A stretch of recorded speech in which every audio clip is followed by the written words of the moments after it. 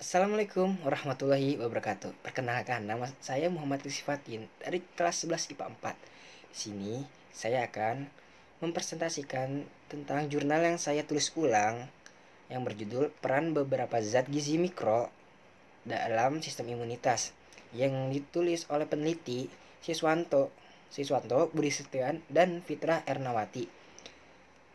Di sini pertama-tama saya akan membahas pendahuluan. Definisi zat gizi mikro adalah vitamin dan mineral. Walaupun vitamin diperlukan tubuh dalam jumlah kecil, namun mempunyai peranan yang penting. Vitamin adalah zat esensial yang diperlukan untuk membantu kelancaran penyerapan zat gizi dan proses metabolisme tubuh.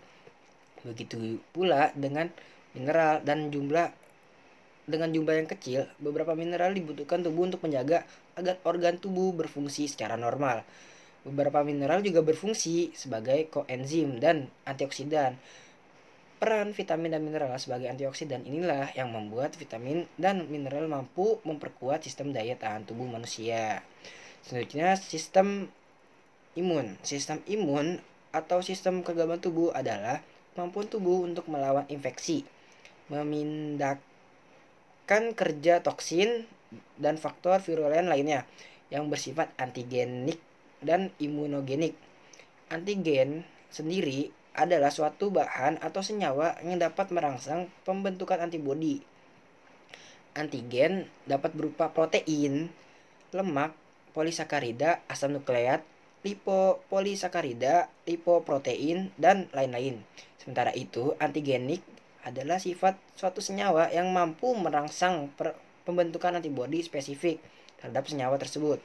Berbicara daya tahan tubuh, kita sering mendengar imugen, yaitu senyawa yang dapat merangsang pembentukan kekebalan tubuh atau imunitas, dan imugenik adalah sifat senyawa yang dapat merangsang pembentukan antibodi spesifik yang bersifat protektif dan meningkatkan kekebalan seluler. Jika sistem kekebalan melemah, kemampuan juga melindungi tubuh juga berkurang, sehingga patogen termasuk virus dapat tumbuh dan berkembang dalam tubuh.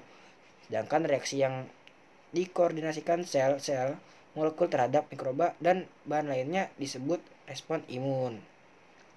Respon imun terhadap benda asing secara garis besar dibagi dalam dua sistem, yaitu sistem innate atau non-spesifik atau bawaan dan adaptif atau imunitas spesifik. Imunitas adaptif akan bekerja apabila imunitas bawaan tidak dapat memindahkan infeksi dalam waktu dekat. Selanjutnya, pada saat serangan kedua benda asing ke dalam tubuh, sel B dan sel T memori akan membantu sistem imun bereaksi lebih cepat. Imunitas bawaan atau non-spesifik terdiri dari garis pertahanan epitel, komponen seluler seperti makrofag, leukosit, polinuklear, dan NK atau natural killer.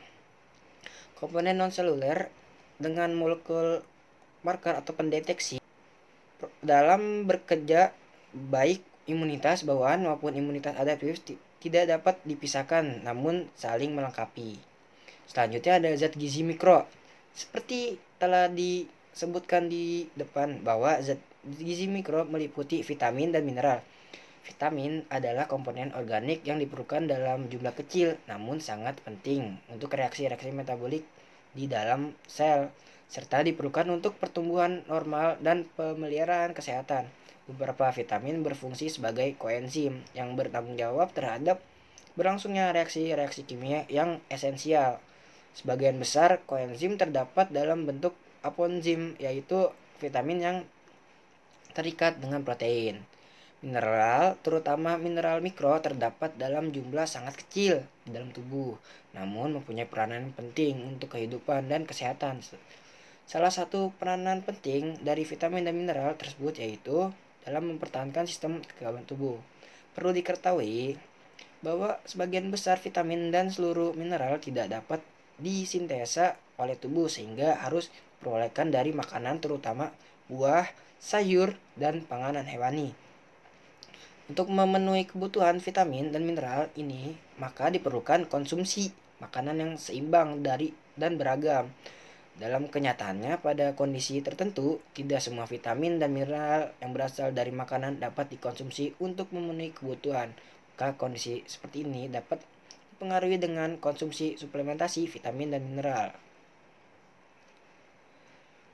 Selanjutnya ada peranan vitamin-vitamin, yaitu ada vitamin A, vitamin E, lalu C, terus ada selenium, lalu ada peranan zinc dan peranan zat besi. Pertama-tama saya akan membahas tentang peranan vitamin A dalam sistem imun. Vitamin A mempunyai peranan penting di dalam pemeliharaan sel epitel. Sel epitel merupakan salah satu jaringan tubuh yang terlibat dalam fungsi imunitas non-spesifik. Imunitas non-spesifik melibatkan pertahanan fisik seperti kulit, selaput lendir, saluran nafas. Pertahanan vitamin A dalam sistem imunitas non-spesifik terlihat pada integritas mukosa epitel yang telah banyak diuraikan oleh Sumar. Hasil penelitian menggabungkan bahwa anak-anak kekurangan vitamin A beresiko menderita penyakit saluran pernafasan dan mengalami keparahan penyakit diare. Vitamin A juga mempunyai peranan dalam sel-sel mukosa saluran cerna. Selain itu, kekurangan vitamin A berdampak pada penglihatan, yaitu dimulai dengan terganggunya integritas mukosa epitel yang disebabkan karena hilangnya sel globet penghasil mukus. Selanjutnya ada peran vitamin E dalam sistem imun. Sistem vitamin E atau etokoferol merupakan vitamin larut lemak. Vitamin ini banyak terdapat dalam membran eritrosit dan lipoprotein plasma. Tokoferol, terutama atokoferol, telah diketahui sebagai antioksidan yang mampu mempertahankan integritas membran sel. Peran besar vitamin E sebagai antioksidan lebih disebabkan karena vitamin E mempunyai cincin fenol yang mampu memberikan ion hidrogennya kepada radikal bebas. Di antara beberapa vitamin E, bentuk atokoferol lebih efektif dibandingkan dengan beta, gamma, dan delta. Tokoferol, ion hidrogen dari atokoferol sangat efektif dan cepat bereaksi dengan beberapa radikal bebas dan menghentikan radikal bebas sebelum merusak membran sel dan komponen-komponen sel lainnya. Proses vitamin E sebagai antioksidan dalam menghentikan reaksi berantai melalui beberapa proses seperti proses inisiasi dan pengembangan. Proses inisiasi yaitu reaksi antara senyawa lemak seperti PUFA dengan radikal hidroksil, kemudian menghasilkan radikal lipid. Jika radikal lipid sudah terbentuk, maka akan bereaksi lagi dengan molekul oksigen dan terbentuk radikal peroksil lipid. Reaksi ini dapat terus berlangsung atau seringkali disebut dengan reaksi berantai. Jika tidak dihentikan, vitamin E adalah salah satu antioksidan yang kuat untuk menghentikan reaksi berantai ini. Karena vitamin E banyak terdapat di membran sel, maka vitamin E mampu melindungi radikal bebas yang akan merusak membran sel yang banyak mengandung asam lemak tidak jenuh. Selanjutnya ada peranan vitamin C. Peranan vitamin C dikenal sebagai antioksidan yang membantu menetralisir radikal bebas. Vitamin C sebagai antioksidan karena kemampuan dalam mereduksi beberapa reaksi kimia. Salah satu vitamin C mampu mereduksi spesies oksigen reaktif atau SOR. Vitamin C juga mampu mempunyai peran sebagai donor elektron. Kemampuan vitamin C sebagai donor elektron membuat vitamin C menjadi sangat efektif sebagai antioksidan karena vitamin C dapat dengan cepat memutus rantai reaksi SOR atau spesies oksigen reaktif dan SNR spesies nitrogen reaktif. Peran vitamin C di dalam sistem imun terkait erat dengan peran vitamin C sebagai antioksidan. Oleh karena itu, vitamin C mudah mendonorkan elektron ke radikal bebas. Maka sel-sel termaksud sel-sel imun terlindungi dari kerusakan yang disebabkan oleh radikal bebas. Selanjutnya ada peranan selenium. Dalam sistem imun, selenium adalah mineral kulimate yang penting untuk sintesis protein dan aktivitas enzim glucosen peroksida atau GSHPX. Selenium dalam glucosen peroksid mempunyai peranan sebagai katalisator dalam pemecahan peroksida yang terbentuk di dalam tubuh menjadi ikatan yang tidak bersifat toksik. Peroksida dapat berubah menjadi radikal bebas yang dapat mengoksidasi asam lemak tidak jenuh yang ada pada membran sel sehingga merusak membran sel. Oleh karena itu, disebabkan dalam beberapa literatur bahwa selenium bekerja sama dengan vitamin E dan berperan sebagai antioksidan. Selanjutnya ada peranan zinc dalam sistem imun. Zinc memegang peranan penting dalam beberapa fungsi tubuh sebagai bagian dari enzim atau sebagai kofaktor pada kegiatan lebih dari 300 enzim. Zinc juga berperan dalam proliferasi sel terutama sel mukosa. Zinc juga mempunyai peranan yang paling penting sintesa akan asam nukleat. Asam nukleat adalah senyawa yang esensial di dalam sel, sehingga keberadaan zinc mempunyai peranan penting di dalam fungsi imunitas seluler.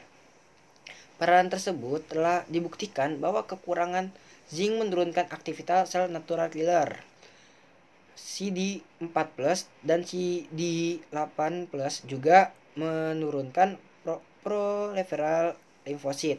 Peran zinc dalam fungsi imunitas antara lain di dalam fungsi sel T dan dalam pembentukan antibodi oleh sel B serta pertahanan non-spesifik. Zinc juga diperlukan dalam aktivitas enzim SOD atau sucrose di mus yang memiliki peran penting dalam sistem pertahanan tubuh. Selanjutnya peranan zat besi dalam sistem imun. Seperti kita ketahui bahwa besi sangat berperan dalam sintesa hemoglobin dan terkait erat dengan masalah anemia. Peranan zat besi berhubung dengan kemampuannya dalam reaksi oksidasi dan reduksi. Zat besi merupakan unsur yang sangat reaktif sehingga mampu berinteraksi dengan oksigen. Dalam keadaan teroksidasi, besi kehilangan 3 elektron sehingga memiliki 3 sisa muatan positif. Sedangkan dalam keadaan tereduksi, besi kehilangan 2 elektron sehingga memiliki 2 sisa elektron positif. Sehingga keberadaan besi dalam 2 bentuk ion ini menyebabkan besi berperan dalam proses respirasi sel, yaitu sebagai kofaktor bagi enzim-enzim yang terlibat dalam reaksi oksidasi reduksi.